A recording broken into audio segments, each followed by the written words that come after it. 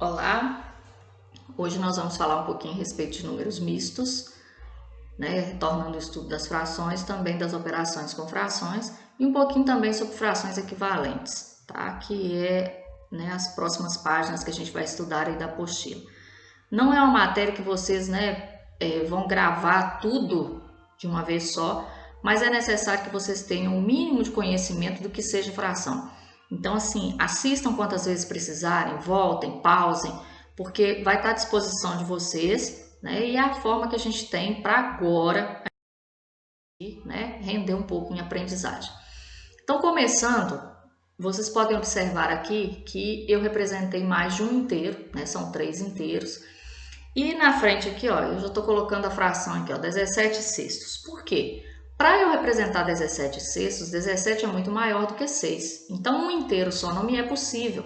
Então, eu tenho 3 inteiros divididos em 6 partes, né? E eu pintei 17 partes. Então, esses 17 sextos é o mesmo que eu dizer que eu tenho 2 inteiros e 5 sextos, tá? Aqui eu tenho 3 inteiros, cada inteiro dividido em terços. Então, o denominador da minha fração é terço.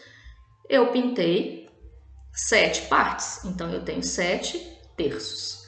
É o mesmo que eu dizer que eu tenho 2 inteiros e 1 terço. Aqui eu tenho 3 quadrados, né, divididos em quartos. Então, o denominador da minha fração é 4. Se eu pintei 10 partes, eu tenho 10 quartos. Isso equivale a dizer que eu tenho 2 inteiros e 2 quartos. Aqui eu tenho 2 círculos, cada um dividido em 8 partes. Então, significa que eu tenho denominador 8 e pintei 10 partes, então eu tenho 10 oitavos. É o mesmo que eu dizer que eu tenho 1 inteiro e 2 oitavos. Então, daí a expressão de números mistos, tá? Os números mistos são frações impróprias, né? Com numerador maior que o denominador, e eu consigo fazer o quê? Transformar isso em um número inteiro, né? Que 2 inteiros, e também numa fração. Então, 2 inteiros e 5 sextos. Então, daí a palavra números mistos, tá? Misturado. Então, seguindo aqui, ó, eu tenho 17 onzeavos, né? Eu posso desenhar para eu descobrir quantos que eu vou ter, como eu fiz lá atrás, ou eu posso fazer a divisão. 17 dividido por 11 é igual a 1, sobram 6. Daí eu tenho 1 inteiro e 6 onzeavos. Por que a palavra onzeavos? Porque o denominador da minha fração é 11. 17 décimos. 17 dividido por 10 é igual a 1 e sobram 7. Daí eu tenho 1 inteiro e 7 décimos. 6 quartos. 6 dividido por 4 é igual a 1 e sobram 2. Daí eu tenho 1 inteiro e 2 quartos. Então, números mistos. Por quê? Número inteiro, que eu vou representar com 1. 7 décimos eu vou representar o quê? 7 sobre o 10. Então, eu vou ter número inteiro e número fracionário. Por isso, a palavra números. Tá? Aqui eu tenho, né, 3 figuras, todas elas divididas em 6 partes, eu tenho 3 hexágonos, e aí eu vou juntar, né? Aqui eu tenho 5 cestos pintados, nesta outra eu tenho 3 cestos, nessa outra eu tenho 4 cestos. Juntando tudo isso, eu vou ter um total de 12 cestos. Aqui eu vou ter um número misto? Não, eu vou ter só um número inteiro, porque 12 dividido por 6 é igual a 2. Então, eu vou ter o mesmo que 2 inteiros, né? Não tem fração nesse caso, porque 12 sextos equivale a 2 inteiros. Aqui, 4 nonos mais 5 nonos. Vai dar um total de 9 nonos. Então, o que vai acontecer? Que 9 dividido por 9 é igual a 1. Então, eu tenho 1 inteiro. 2 quartos mais 1 quarto, que vai ser igual a 3 quartos. Olha aqui, ó, denominador igual, então o denominador permanece o mesmo, tá bom? Nesse caso aqui, 3 quartos é o quê? Menor do que 1 inteiro. Se eu fizer um desenho, eu vou dividir em 4 e pintar só 3. 6 sextos mais 2 sextos. Nesse caso, eu vou ter um total de 8 sextos. Aqui, o que acontece? Eu já tenho o numerador maior que o denominador. Então, eu tenho uma fração maior do que 1 inteiro e que eu vou conseguir transformá-la em um número misto, né? Eu vou ter 1 inteiro mais 2 sextos. E aí, a gente pode observar também que às vezes a gente consegue encontrar frações que o número a gente representa com números diferentes, mas quando a gente vai desenhar, a gente vê que a quantidade é a mesma, como é o caso aqui, ó. Na primeira eu tenho representado 2/5, na segunda eu tenho 4/10, mas quando eu olho a quantidade da barra que está representada, é o mesmo tanto que foi pintado aqui, é o mesmo tanto que foi pintado aqui, em questão de proporção. Então, essas frações, quando a gente encontra duas frações, né, que tem números, usa-se algarismos diferentes, mas representam a mesma quantidade, a mesma parte do inteiro, então a gente diz que elas são frações equivalentes. E vocês podem observar que aqui, ó, esta aqui de baixo é o dobro dessa, essa aqui é a metade dessa, né? Se a gente olhar os algarismos, tá? Que 2 é metade de 4, 5 é metade de 10, né? 10 é o dobro de 5, 4 é o dobro de 2. Então, para as frações equivalentes, eu vou estar sempre usando multiplicação e divisão para poder descobrir. No caso aqui eu tenho 3/5. Então, 3/5, frações equivalentes a 3/5, 9/15, 6/10 e 12/20. Por quê? 3 vezes 3, 9. 5 vezes 3, 15. Então, 9/15. A próxima aqui, ó, que eu marquei, 6/10. 3 vezes 2, 6. 5 vezes 2, 10. A próxima, 3 vezes 4, 12. 5 vezes 4, 20. Tá? Então, são frações que equivalem à mesma proporção do inteiro. Nesse caso aqui eu tenho 1/2, 2/4, 3/6. Observa que são equivalentes, a mesma quantidade, né, representada da barra que foi pintada, as barras do mesmo tamanho, tá, gente? Lembrando que barras do mesmo tamanho. Eu só posso comparar frações se o objeto que estiver sendo dividido for do mesmo tamanho. Aqui eu tenho, na primeira, 4/8, na segunda, 2/4 e na outra, 1/2. Então, também são equivalentes, representam a mesma quantidade. Aí vocês podem observar que aqui e aqui eu tenho o mesmo tanto pintado. Então, figuras, né, do mesmo tamanho. Equivalentes. Aqui eu tenho 4/8. Então, eu vou descobrir, né, o que é equivalente aqui no caso a 4/8. 1/4 é? Não. Por quê? Se eu fizer divisão aqui, eu dividir 8 por 4 vai dar 2. Mas 4 dividido por 1 não vai dar 2. Então, não é. Então, agora aqui, 8/16 é equivalente? Vamos verificar? Se eu fizer 4 vezes 2, dá 8. 8 vezes 2 também dá 16. Então, eu posso afirmar que 8/16 é equivalente. Tá?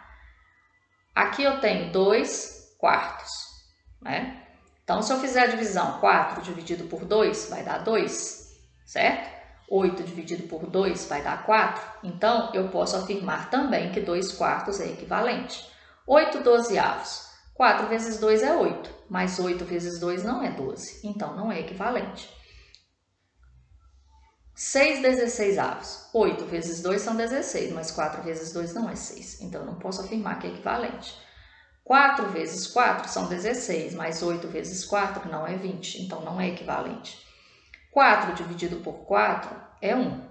8 dividido por 4 é 2. Então, 1/2 também é uma fração equivalente a 4/8. Quer dizer, o que é equivalente? Vale o mesmo tanto, né? Agora eu vou observar aqui, ó, 1/4 mais 2/4 é igual a 3/4. 4/9 mais 4/9 é igual a 8. 3/5 menos 1/5 é igual a 2/5. 5/7 menos 2/7 é igual a 3/7. Observaram? Quando vai fazer a subtração, a mesma coisa, ó, o denominador é igual, então ele permanece. E eu faço a subtração normalmente em cima, tá? Permanece o denominador. Então, vamos somar agora olhando com os desenhos, né? A gente somou 100, subtraiu 100, então vamos lá agora com o desenho. Então, a primeira fração que eu tenho, 3/9, mais 5/9. Então, vai dar um total de 8/9, tá? Então, se você somar aqui, ó, 1, 2, 3, 4, 5, 6, 7, 8. Então, eu tenho 8/9. Agora aqui, ó, eu tenho 4/8 mais 2/8, então vai dar um total de 6/8, correto? Somando as partes coloridas, ó, 4 mais 2, 6.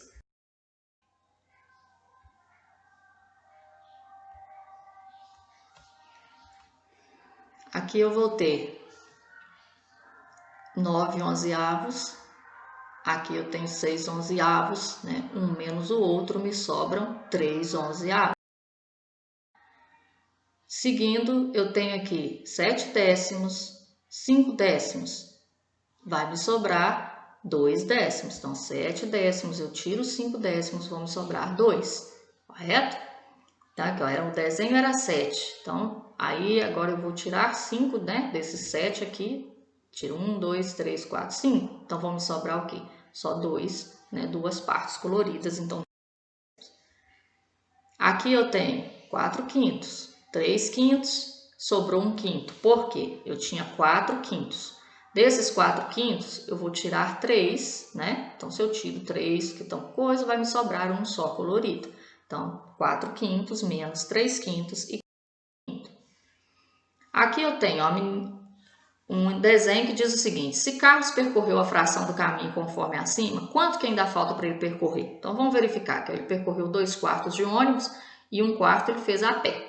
Então, vamos lá. Então, ele fez 2 quartos de ônibus, mais 1 quarto ele fez a pé. Então, sobrou o quê? Sobrou 1 quarto aqui, né? Que ele ainda falta percorrer para chegar ao destino dele. Então, falta 1 quarto do caminho para que ele, né? Porque 2 quartos mais 1 quarto é igual a quê? A 3 quartos. Para completar o inteiro, são 4 quartos. Então, falta 1 quarto do caminho para que ele termine o percurso. Aqui eu tenho 8 nonos menos 4 nonos, né? Então, o que é esse 8 nonos aqui, ó? É os 8 nonos do bolo que tinha, certo? Então, aqui tinha 8 nonos do bolo. Aqui no bolo eu posso ver que já foram consumidos dos 8 nonos que tinha, já com 1, 2, 3, 4. Então, 4 pedaços já se foram. Então, tirou 4 nonos. Sobrou o quê? 1, 2, 3, 4. Então, vai sobrar para mim 4 nonos. Aí você fala comigo assim, ah, mas aqui só tinha 8 pedaços, por que colocou 9 aqui embaixo? Porque o bolo estava dividido em 9, né? Um deles já havia sido consumido.